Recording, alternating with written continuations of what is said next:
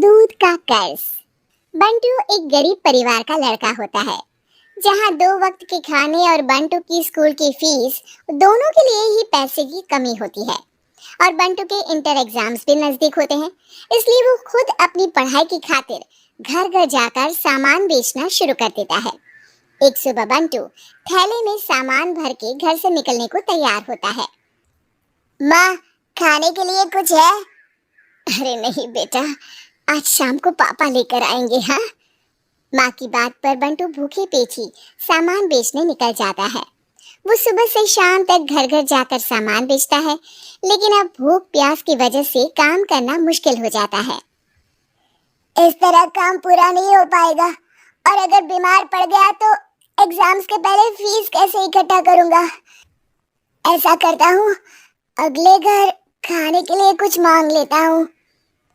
इसी के साथ बंटू आगे जाकर एक घर की बेल बजाता है, जिस पर निम्मी दरवाजा खोलती है। क्या हुआ? निम्मी को देख बंटू एक गिलास पानी के आगे उससे कुछ नहीं मांग पाता। निम्मी उसे दरवाजा पर खड़ा छोड़ घर के अंदर चली जाती है और कुछ देर में एक बड़ा गिलास दूध लेकर बाहर आती है। ये देखकर बंटू हैरान रह जाता है। ये लो। अब पर मैंने तो पानी मांगा था। देखने से साफ पता चल रहा है कि तुम्हें भूख लगी है। इससे तुम्हें आगे काम करने की ताकत मिलेगी बेटा, पी लो। बंटू दूध पी लेता है। इसके लिए मैं आपको क्या दे सकता हूँ? तुम्हें मुझे कुछ देने की जरूरत नहीं है। माँ ने हमेशा सिखाया है कि इंसानियत की कोई कीमत नहीं होती। निमी की बात बंटू के दिल में घर कर लेती है। वो वहां से चला तो जाता है, लेकिन ये बात हमेशा के लिए याद रखता है। रात को घर पहुंचकर बंटू पैसों की गिनती शुरू कर देता है। स्कूल की फीस भरने के लिए तो ये पैसे बहुत ही कम है। कल से मुझे ज्यादा मेहनत करनी होगी। अगली सुबह से बंटू फिर एक बार पूरी मेहनत के साथ काम पर लग जाता है। देखते ही देखते कुछ समय बीतता है और अपनी मेहनत से बंटू एग्जाम्स के पहले ही स्कूल फीस भर देता है। अब मैं भी एग्जाम्स दे पाऊंगा और फिर मेडिकल कॉलेज में जाकर बहुत बड़ा डॉक्टर बनूंगा। बंटू दिल लगाकर पढ़ाई शुरू कर देता है। उसे एग्जाम्स में टॉप करने की वजह से कॉलेज की स्कॉलरशिप भी मिल जाती है और वो पढ़ाई करने दूसरे शहर चला जाता है। सर, इस स्कॉलरशिप से आपने मेरा सपना पूरा कर दिया। मैं आपको जितना भी थैंक यू बोलूं उतना कम है। बेटे, तुम ऑल टाइम टॉपर हो। तुम जैसे ब्राइट स्टूडेंट को अपने कॉलेज में एडमिशन देना हमारे लिए प्राउड की बात है। हमें पूरा भरोसा है कि एक दिन तुम अपने नाम के साथ साथ इस कॉलेज का नाम भी बहुत रोशन करोगे।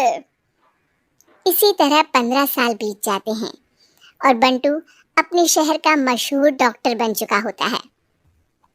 डॉक्टर, एक लेडी का कॉम्प्लिकेटेड केस आया है, जिस पर स्टडी करने के लिए सीनियर डॉक्टर ने सबको मीटिंग रूम में बुलाया है।